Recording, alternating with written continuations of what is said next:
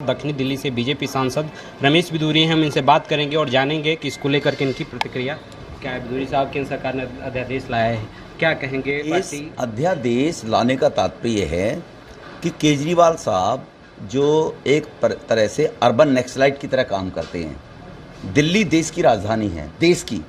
दिल्ली पूरे भारत को रिप्रेजेंट करती है, पूरे भारत को। दिल्ली में कोई भी किसी भी प्रकार की ऐसी हरकत होती है कि जो देश को शर्मसार करे, उससे बाहर का एम्बेसडर, बाहर का फॉरेन मिनिस्टर, बाहर का राष्ट्रपति, प्रधानमंत्री, वो भी भारत में आता है। लेकिन भारत में वो ऐसी मैसेज दिल्ली से लेकर चला जाए कि भारत में इस प्रकार के गलत काम हो रहे। यही केजरीवाल साहब भारत के गणतंत्र दिवस पर, रिपब्लिक डे पर कृषि भवन के सामने धरने पर बैठ गए।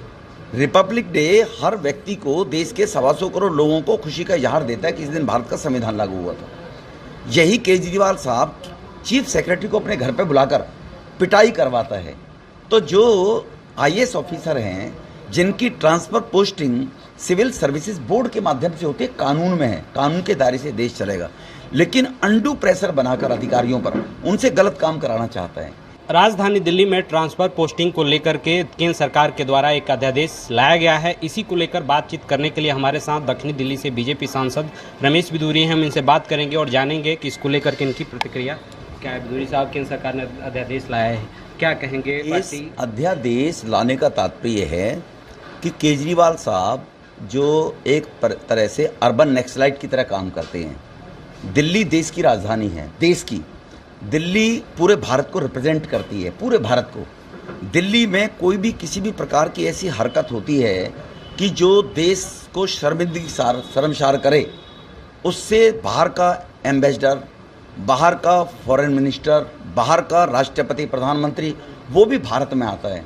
लेकिन भारत में वो ऐसी मैसेज दिल्ली से लेकर चला जाए कि भारत में इस प्रकार के गलत काम हो रहे। यही केजरीवाल साहब भारत के गणतंत्र दिवस पर, रिपब्लिक डे पर कृषि भवन के सामने धरने पर बैठ गए।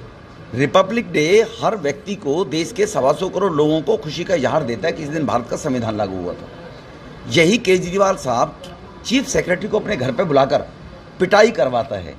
तो जो IAS ऑफिसर हैं जिनकी transfer posting civil services board के माध्यम से होती है, कानून में है, कानून के दायरे से देश चलेगा, लेकिन अंडू प्रेशर बनाकर अधिकारियों पर उनसे गलत काम कराना चाहता है। एक्साइज कमिश्नर ने कहा कि जो ये लीकर पॉलिसी आई थी, इस पॉलिसी को लेकर कानून बना था कि जो लिकर के बेचने वाले शराब के दुकानदार हैं उनका कमीशन 5% किया जाएगा।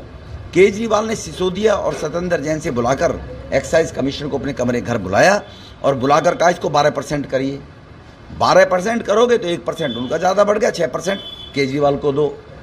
केजरीवाल को दो। तो इस प्रकार की जो अनार्की करता है केजरीवाल, आने वाले टाइम में इसमें एक और समस्या है, क्योंकि दिल्ली देश की राजधानी है।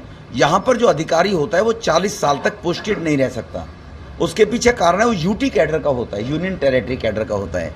यूनियन टेरिटरी कैडर का होने का मतलब है देश में 8 यूनियन टेरिटरी हैं। अब उसकी ट्रांसफर पोस्टिंग चंडीगढ़ भी होगी, गोवा भी होगी, तो हमेशा तो दिल्ली में अफसर रहेगा नहीं। 2, 3, 4 साल की उसकी पोस्टिंग अगर हो गई, ये उसको हरास करते हुए, उसको प्रताड़ित करते हुए बेइज्जत करेगा।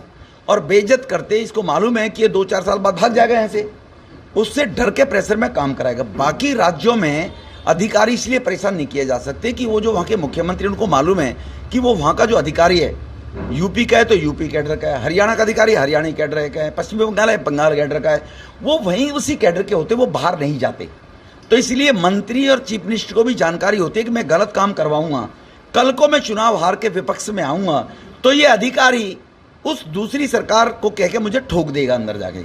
तो भय रहता है बाकी राज्यों में। दिल्ली में ऐसा नहीं है कि दिल्ली में यूनियन टेरिटरी होने के बाद कोई अधिकारी लगातार पूरे जीवन दिल्ली में नहीं रह सकता, उसका ट्रांसफर हो जाता है। तो अगर ये केजरीवाल कल को विपक्ष में भी आएगा और जिस अधिकारी को आज ये टॉर्चर करेगा, अंडू उसको दबाएगा, गलत काम कराएगा, वो अधिकारी तो उसके बाद दिल्ली में रहेगा नहीं। जब ये केजरीवाल विपक्ष में आएगा वो तो चला जाएगा चंडीगढ़, गोवा, कहीं भी जा सकता है। तो एक ये भी अधिकारियों पर प्रेशर रहता है। तो हम कोई अधिकारियों का फेवर करने की बातें नहीं कर रहे, लेकिन भारत की अस्मिता को लेकर, भारत की बदनामी को लेकर, भारत की छवि खराब करने के लिए कुछ राजनीतिक लोग जो होते हैं ये आते हैं चले जाते हैं, लेकिन जो अधिकारी होता है उसकी अकाउंटेबिलिटी होती है।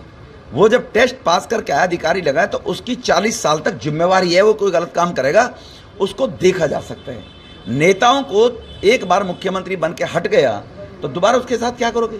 लालू जैसे 1000 करोड़ में से एक आध पकड़े जाते हैं, सतेंद्र जैन से एक दो अंदर जाते हैं। लेकिन इसीलिए ये कानून देश के और देश की राजधानी के और देश की अस्मिता और क्षमता के मामले को लेकर एक 3 लोगों की कमेटी बनाई है।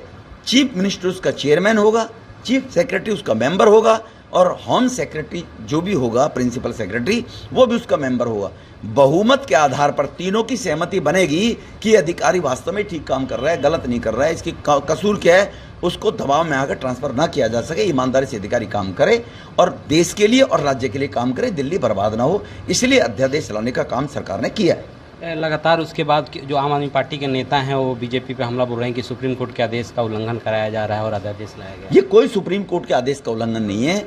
एनसीटी एक्ट 1991 में जब बना था उस टाइम दिल्ली पुलिस, क्योंकि यहाँ पर बाहर की पूरे कंट्रीज की एम्बेसीज हैं, दूतावास हैं, यहाँ पर सभी राज्यों के भवन हैं, बाहर का मुख्यमंत्री भी आएगा। मेरी विचारधारा से ना मिलने वाला मुख्यमंत्री आए उसको परेशान ना करे।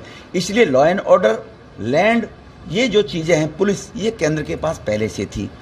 टोटल जो with in the department transfer करने का काम था वो राज्य चुनी सरकार के पास था। लेकिन यहाँ पर क्योंकि ये राष्ट्रीय राजधानी है, सेपरेट राजधानी नहीं है, यहाँ पर चुनाव हो गए, चुनाव होते हैं तो मुख्यमंत्री भी है, तो केवल अकेला मुख्यमंत्री अनारकी केजरीवाल जैसा ना हो, इसलिए उसमें केवल 3 लोगों की कमेटी बनाई गई है, ना कि कोई सरकार को। और ये आपके सामने है, चीफ सेक्रेटरी के साथ मारपीट की है, तो आने वाला चीफ सेक्रेटरी, उसके बच्चे भी हैं, बच्चे जवान भी होते हैं, रिश्तेदारी में अपनी बेइज्जती कौन कराएगा? तो इनके दबाव में प्रिविलेज कमेटी में लाते हैं, विधानसभा में 1-1 घंटे बैठाकर अधिकारियों को ह्यूमिलेट करते हैं। तो सत्ता का जो दुरुपयोग कर रहे हैं, उस सत्ता के लोकतंत्र में दुरुपयोग को रोकने के लिए सुप्रीम कोर्ट ने जो 1991 का एक्ट था उसको ही कहा इसको इम्प्लीमेंट करो। कानून देश में इस प्रकार के कानून लगभग हमारे प्रधानमंत्री जी ने 1500 कानून बदल दिए हैं देश के अंदर पब्लिक वेलफेयर के लिए। तो केवल 1991 एक्ट के तहत ये अमेंडमेंट किया गया है, ना कि कोई वायलेशन है किसी सरकार, अमेंडमेंट है केवल ये। अब देख सकते हैं सांसद रमेश बिदूरी थे जिनका कहना है कि ये सरकार जो है वो अध्यादेश दिल्ली के लोगों के भले के लिए लेकर के आई है। आशुतोष कुमार।